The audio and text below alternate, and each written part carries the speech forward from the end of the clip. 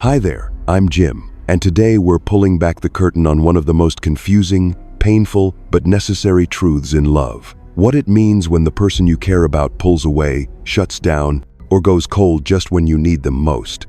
Maybe you've been there, trying to explain, to stay calm, to not be too much, hoping they won't run. But the more careful you are, the further they seem to drift, and you start to wonder, what did I do wrong? Today, we're unraveling that pain by breaking down 7 private but powerful behaviors of someone with a dismissive avoidant attachment style. What looks like distance or indifference is often a reflex rooted in deep emotional fear. But this video isn't about blame. It's about helping you take your emotional power back. We'll talk about how to respond, not by chasing, but by holding your ground with clarity and care.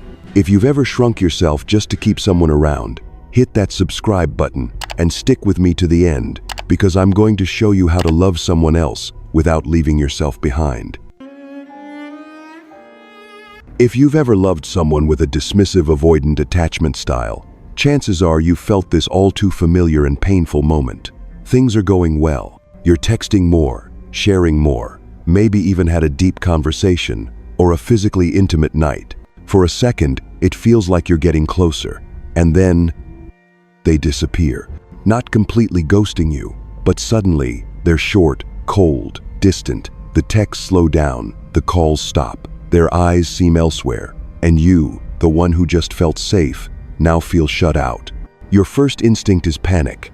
What did I do wrong? You replay every word, every moment, trying to figure out where you messed up. But the truth is, this didn't happen because you did something wrong. It happened because they're doing the only thing they know to feel safe: pulling away.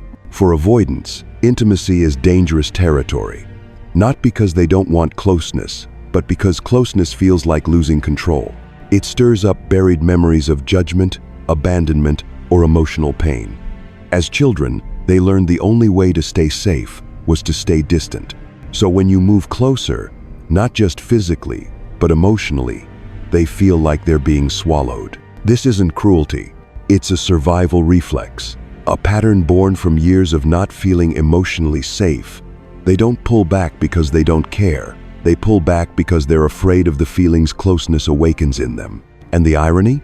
They pull back right when things feel most connected. To you, that's progress. To them, it's a red flag. They fear losing independence, fear needing you, fear giving you the power to hurt them. So they shut down, and you feel like you're being punished for loving too honestly. But here's the truth. This disconnection isn't proof that you're not enough.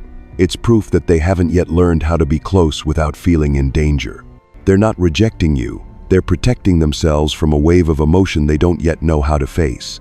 And you don't need to shrink to keep them from running. You don't need to dim your needs just to feel safer for them. Because love doesn't grow in retreat. It grows when two people can stand in the fire of intimacy and choose not to run. And then, if you pay close attention, you'll notice another quiet but persistent pattern. They want intimacy, but only when they're the one initiating it.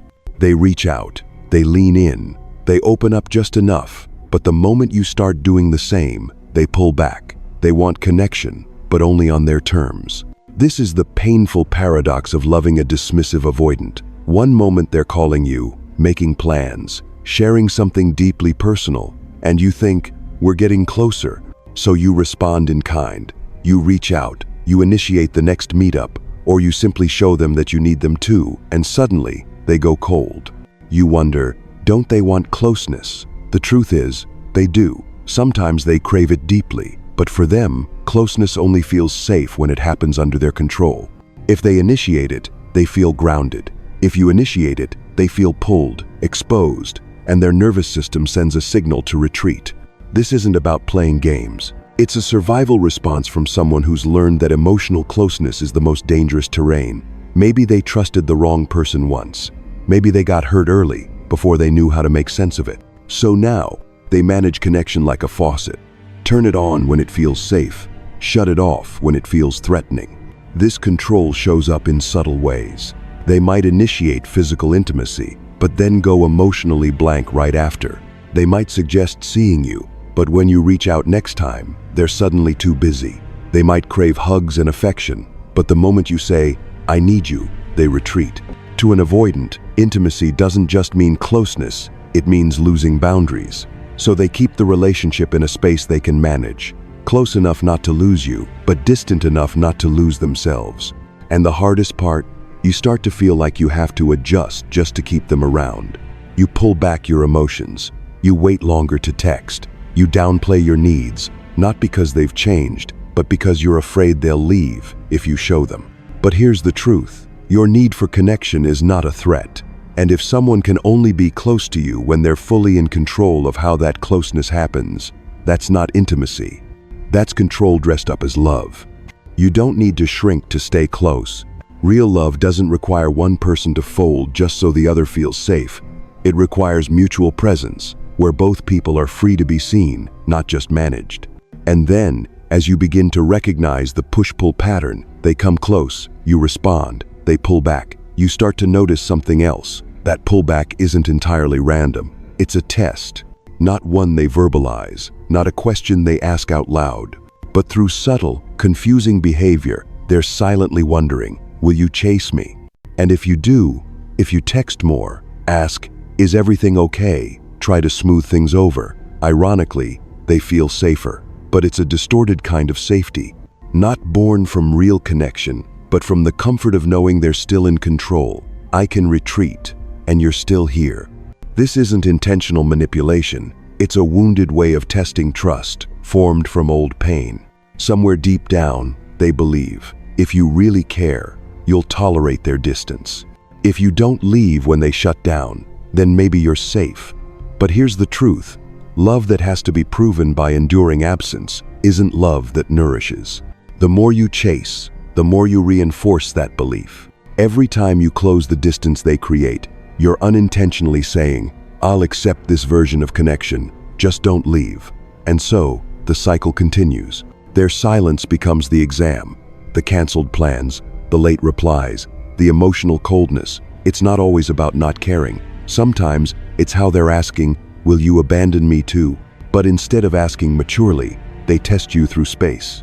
And the tragedy is, the more patient, understanding, and committed you are, the deeper you fall into this unfair dance. They withdraw, you reach. They go silent, you speak. They close the door, you search for keys. It's not wrong to care, but you're now carrying their fear and emotional avoidance on top of your own heart. And while you long for real connection, you're being dragged into a pattern of silent testing that makes you question your own needs, your own voice. Ask yourself, am I loving a person or trying to pass a series of invisible tests? If your presence in their life depends on tolerating repeated emotional distance, it's time to reset your boundaries, because you're not here to prove your worth. You don't have to play emotional hide and seek to be loved. You deserve a connection where you don't have to guess, chase, or pass anything to be chosen. After enduring their silent withdrawals and the painful ambiguity of their tests, you might come to accept that intimacy with them is fragile.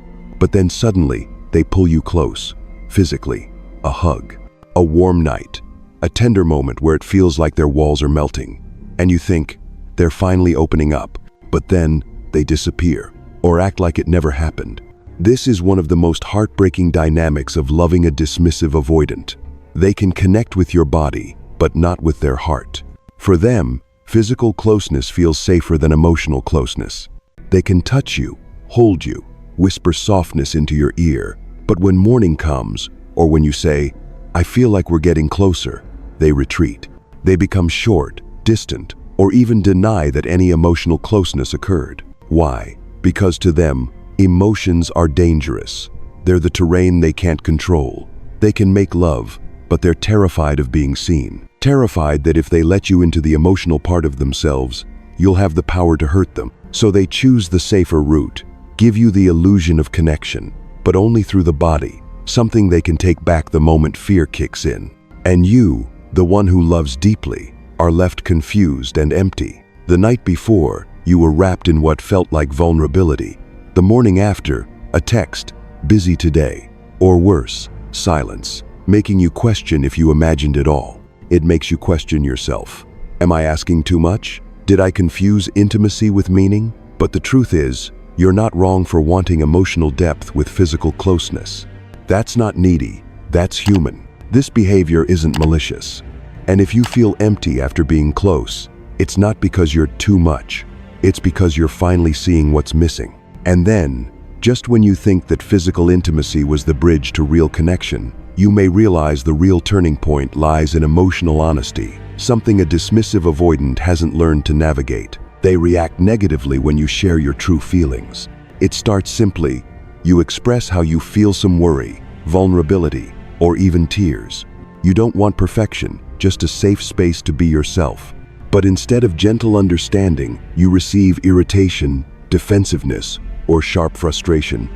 I can't handle you being sad, or you're making a big deal out of nothing. You ask yourself, why are they reacting like this? I'm just being honest. The truth is, to them, your emotional honesty feels like judgment, a demand, or pressure they're not equipped to handle. They never learned emotional safety. Maybe they grew up in an environment where feelings led to conflict, criticism, or neglect.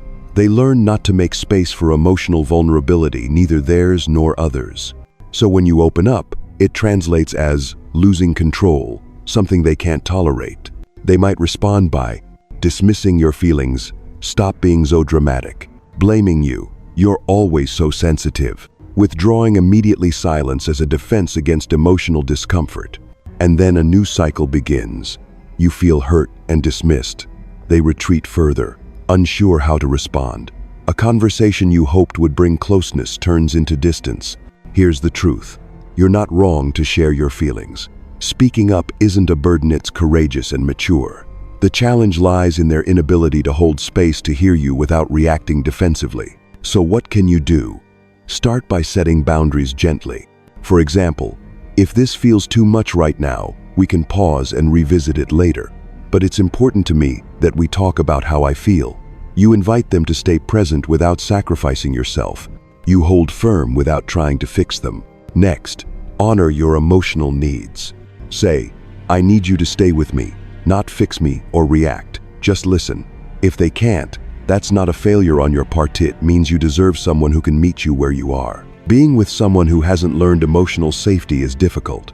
But instead of reacting defensively, you choose to stand strong in your own growth. You aren't making them right. You're simply showing.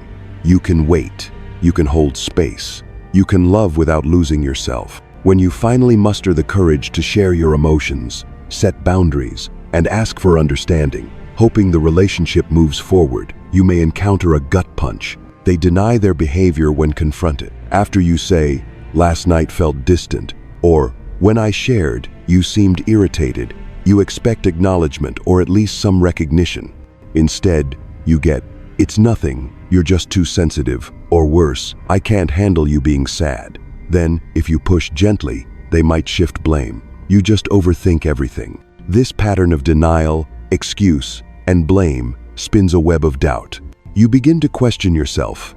Am I overreacting? Or maybe I misunderstood. Meanwhile, you're only seeking validation, proof that your feelings are real and deserve recognition. Here's the painful truth. Denying behavior is an avoidance reflex to protect themselves from responsibility and emotional discomfort. They're not losing awareness, they're instinctively shirking any feeling that demands accountability. And you, in your brave vulnerability, might feel lost. You need emotional resonance, but instead get caught in a looping argument over who's right. Your feelings are genuine, but are met with dismissal. At this point, you must decide. Do you chase their acceptance, trying to explain until they believe you? Or do you stand firm, hold your boundaries, and affirm your value, even if they refuse to see it? Knocking at emotional doors with honesty doesn't mean you wait forever for them to open. If they can't acknowledge your feelings or take responsibility, that's not growth, it's regression. You deserve a space where your emotions are allowed to be valid, not dismissed. Here's how to respond. Stand firm in your truth. If they say, you're just being sensitive, reply, that may be how you see it, but these feelings are real for me, and they deserve respect. Invite responsibility. Instead of arguing, you might say, I'm trying to understand. If you're not ready, I get it, but I'd like us to return to this when you can listen. This shows you're present, not blaming. Refuse emotional manipulation. If they twist your words and make you doubt yourself, you can say, I'm not continuing this conversation while things are in upheaval. When you can hear me, I'll be here. Respect them, but not at the cost of yourself. If denial persists, set a compassionate boundary. I need space to process, not to shut down. This isn't break. It so we can come back more grounded. They denying their hurtful behavior doesn't mean you were wrong. It means they aren't ready to own their impact on you. Don't let them pull you into cycles of self-doubt. Maintain your honesty. It's how you protect your emotional integrity. Finally, after the cycles of avoidance, silent tests, and physical emotional disconnections, you will come face to face with the most profound truth. They fear that you will need them. From childhood, they internalized a false belief that dependency equals danger, a warning that needing someone would cause them to lose control, freedom, and make them vulnerable. Yet every human craves to be needed, to matter, and they are no exception. However, the moment you show genuine need, like wanting comfort, reassurance, or simply their presence, they recoil. A hug you hoped would bring intimacy becomes hollow. Words of love may turn sharp, or they may ignore even your smallest, heartfelt requests. This can leave you questioning yourself. Am I too much? Am I asking for too much love? But the truth is, you are not wrong for needing someone. You are naturally longing for what defines a healthy relationship: reciprocity. They fear losing control, fear being needed, but you deserve to be accepted, loved unconditionally, even when you need something too. Stand up and say it clearly: I need you, and that doesn't make me weak. I hope we can hold that space together. Don't dismiss your feelings to keep someone around. Love isn't silent, nor is it about suppressing your natural desires. If they're not safe enough to receive the love you deserve, you have every right to walk away, because you deserve a love that never asks you to pretend that you don't need. As you step away from the chaos of mixed signals, silent withdrawals, and the haunting feeling of being emotionally invisible in a relationship you cherished, you begin to realize one profound truth. It was never about you not being enough. It was always about their deep-rooted fear that closeness means losing control, that love equals losing themselves. And in that fear, they pull back, build walls, deny, control, and deflect. But you're different. You showed up with your full heart, ready to love openly. And that is not weakness. That is strength. That is courage. That is a form of emotional intelligence many only dream of attaining. So if you find yourself stuck in cycles of disappointment, of trying and never receiving, of conversations that end in denial or silence, remember this: you have the right to walk away. Not because you're giving up on love, but because you refuse to give up on yourself. Choose someone who is emotionally mature enough to hear you say, I need you, without fleeing. Be with someone who sees your needs as an invitation to connect, not a threat. Love like an adult with clarity, boundaries, compassion, and no tolerance for emotional breadcrumbs. Because real love doesn't live in confusion, it lives in calm, steady knowing. In the comfort of being seen, heard, and chosen every single day.